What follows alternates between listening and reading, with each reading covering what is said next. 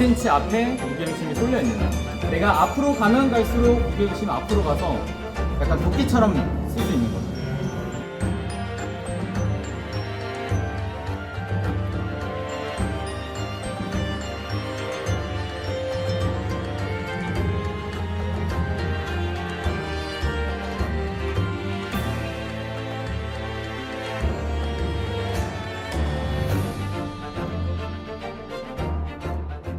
는 아래쪽에 있으니까 중간에 잡았을 때 위쪽에 아리소스가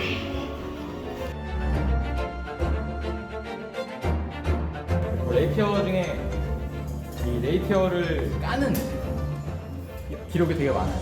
뭐 레이피어 관객들이 서로 찔러가지고 둘 다 죽었다가 이런 기록도 굉장히 많고, 옛날에 어느 선원이 코터스태프죠, 나무 공을 들고 휘둘러서 레이피어 관객 3명이랑 시비가 붙었는데 한 명은 죽고 한 명은 이제 병신이 되고 한 명은 도망갔더라, 이런 이야기도 있어요. 그리고 또 조지 실버라는 이제 비교적 근대 쪽에 이제 소드 마스터가 레이피어 그렇게 좋지 않다, 차라리 소드 앤 버클러를 사용해라, 이렇게 말한 적도 있지만은 저는 그래도 레이피어를 좋아합니다. 레이피어의 장점은 역시 그거죠. 보다 좁은 곳에서 내가 비교적 다른 검들에 비해서 좀 더 자유롭게 쓸 수 있다는 거. 단점은 당연히 살상력이 꽤나 떨어진다는 거. 이런 데를 찌른다고 해서 당연한 말이지만 사람은 죽지 않아요. 상대방의 목을 찌르거나 눈을 찌르거나 이렇게 해야 됩니다. 심장을 찌르거나. 근데 레이피어로 그걸 하는 게 사실 굉장히 어렵다는 거죠.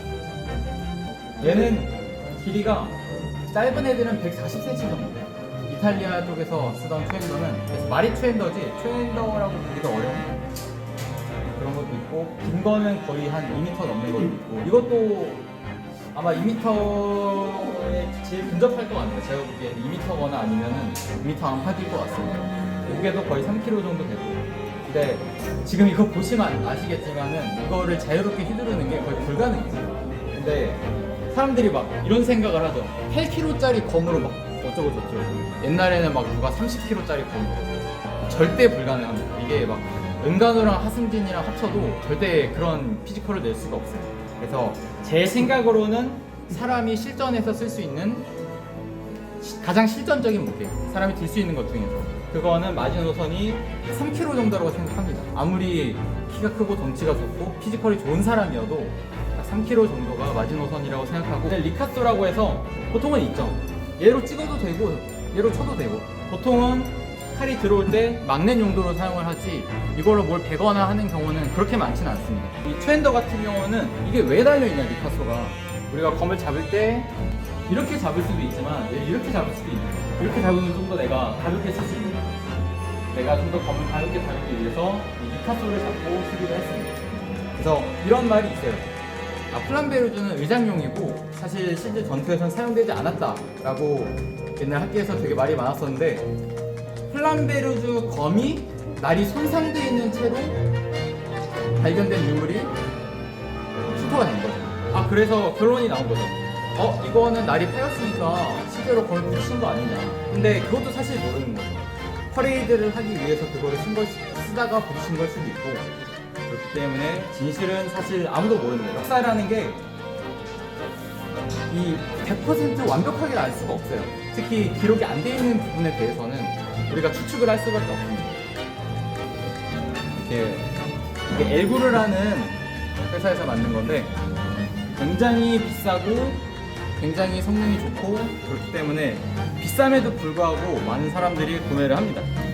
연성이나 강도, 밸런스. 제가 밸런스에 대해 말할 때 대표적으로 4가지를 따져요. 첫 번째, 허멀의 무게, 그 다음에 손잡이의 길이, 그 다음에 검의 길이, 그리고 총 무게. 그래서 길이, 무게 이런 걸 종합적으로 따져서 포인트 오브 밸런스라고 하죠. 내가 크로스 가드로부터 몇 센치 앞에 무게중심이 쏠려 있느냐. 내가 앞으로 가면 갈수록 무게중심이 앞으로 가서 약간 도끼처럼 쓸 수 있는 거죠. 무게중심이 안으로 가면 갈수록 좀 더 정교하게 다룰 수 있는 거죠. 그래서 우리가 흔히 쓰는 피더주비어트 같은 경우에는 무게중심이 보통 5cm에서 6cm 정도의 자리를 하게 되고, 진검이나 이런 블런트 같은 경우에는 거의 한 8cm에서 12cm 이쪽까지 내려오게 됩니다. 이게 포인트 밸런스, POV라는 뜻이에요. 옛날 마스터들이 쓰던 거를, 아니면 옛날 검객들이 쓰던 거를 그대로 형상을 복원해서 우리가 레플리카라고 하죠. 그렇게 유럽 회사들이 만들어서 파는 경우가 많고, 그게 결국에는 어떠한 특수한 기능을 위해서 만들었다기보다는 그냥 자기 취향 때문에 한 거죠. 그렇기 때문에 옛날 사람들 또한 자기 취향을 굉장히 살리기 위해서 노력을 했다.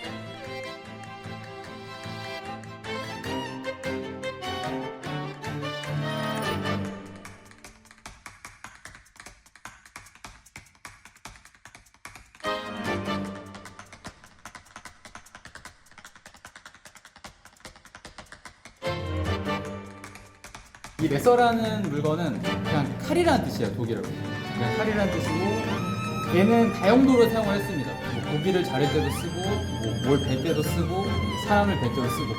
그래서 굉장히 멀티툴처럼 사용을 하는 도구입니다. 길이도 딱 적당하고, 무게도 딱 적당하고, 말 그대로 그냥 올라운더라고 보시면 돼요. 위에 있는 거는 세이버인데, 얘는 폴리시 세이버, 말 그대로 폴란드식 세이버예요. 근데 문제는 뭐냐면, 이 폴란드 세이버를 뭐 어떻게 정책해 썼다고 하는 정확한 기록이 남아있질 않습니다. 이 검은 남아있는데, 그래서 우리가 보통 이제 세이버 검수를 할 때는 콜드 스틸이라고 하죠. 알프레드 힐턴의 콜드 스틸에 남아있는 세이버 검수를 보고 그거를 우리가 복원해서 세이버 검수를 하게 됩니다. 복도가 된 이유는 여러 가지가 있는데, 제가 들은 바로는 일단 직도면은 문제가 뭐냐, 내가 빠르게 가면서 상대방을 찍었을 때 찍혀서 낙마를 할 수도 있어요. 근데 곡도는 찍고 어때요? 사람을 베고 그냥 흘러가게 되죠. 날이 곡선이 돼 있으니까. 그렇기 때문에 날이 곡서 있다고 보는 견해가 많습니다. 물론 여러 이유가 있겠죠. 기병도가 아닌데도 왜 곡도냐, 그런 경우도 있을 수도 있습니다. 그래서 무조건적인 건 아니다. 이 녀석에 대해서 또 많이 궁금하신 분들이 계실 텐데, 얘는 스몰 소드라고 하는 애예요. 이거는 현대의 스포츠 펜싱의 바로 직계 아버지라고 보시면 됩니다. 그래서 펜싱이랑 펜싱 검과 되게 성질이 유사해요. 얘는 좀 디자인이 좀 독특하죠. 이 퍼멀, 이 퍼멀이나 아니면 손잡이, 이 형동 감아져 있는 거나 아니면 보호되는 부분, 이 부분이나 다 되게 품격이 있습니다. 물론 당연히 결투를 할 때도 썼어요. 결투를 할 때도 썼고, 퍼스트 블러드라고 하는 게 그쯤에 이제 나오기 시작합니다. 상대가 피만 나면은 끝이 나는 거예요. 네, 저희 대부분의 유물은 서양 관련 유물인데요. 여기는 이제 아까 그 60, 50 기정도보다 조금 더 맥박으로 중국 유물이라고 보시면 돼요. 이름부터 항일대도 일본과 싸우는 큰 칼입니다. 이름 그대로. 다들 총으로 싸우던 시대이긴 한데, 그 당시에 중국은 좀 말 그대로 물자 사정도 안 좋고 나라도 쪼개져 있고 하다 보니까 진짜로 옛날에 통과할 때 쓰던 옛날식 돌을 그대로 들고 와서 게릴라 투쟁에 써먹는 경우가 실제로 있었어요.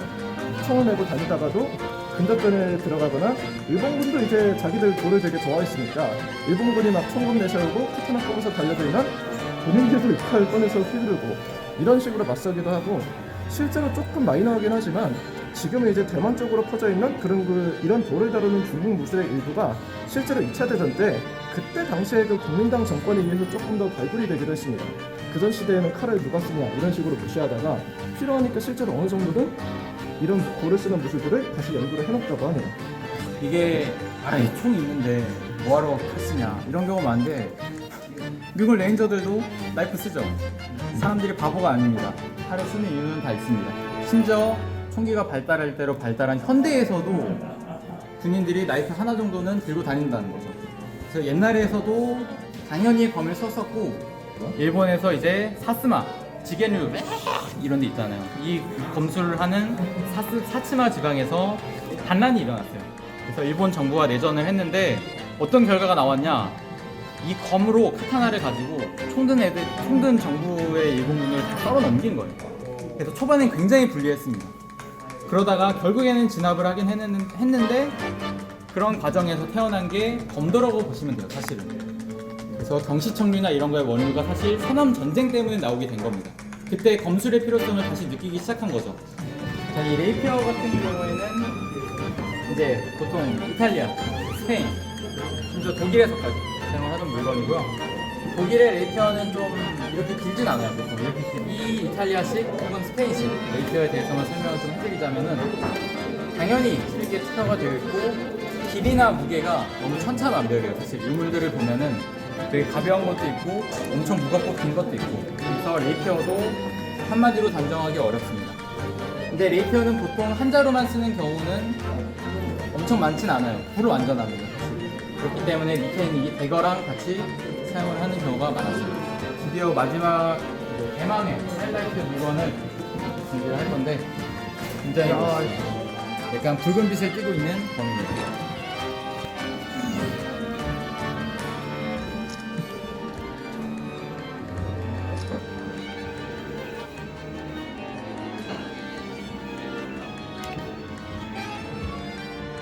준비할 물건은 사실 별게 아니에요. 별게 아닌데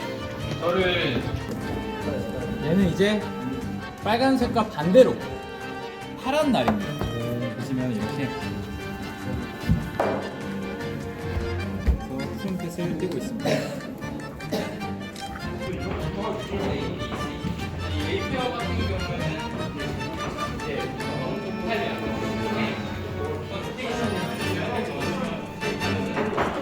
당연히 이렇게 생각하면 길이나 무게가 너무 천차만별이에요. 모델을 보면은 저는 시중에서 좋지 않고요. 차라리 소디엠 검과 방향을 써라. 아니면은 레이피어 관계 세면과 선호하는 얘는 이제 1796 세이버. 이 세이버에 대해서 승수 씨가 설명해 주시겠어요? 세이버는 원래 저쪽에서 말씀하셨듯이 폴란드 사람들이 쓰던 칼이었어요. 주로 북유럽에서 많이 타고 평원 다니는 사람들.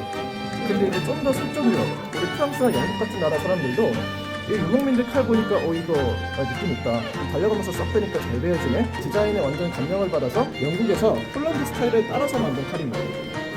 그래서 이름이 P1791도 그냥 그 사람들이 1796년에 만든 패턴이라서 심플하게 연도로 지은 이름이에요. 동유럽식 세이버랑 서유럽의 그 분쇄제도가 합쳐서 나온 그런 디자인 상태라고 보시면 되겠습니다. 그래서 좀 묵직해요, 보면은. 아까 보신 막 스몰소드 이런 애들보다 확실히 무겁습니다. 붉은색. 일본도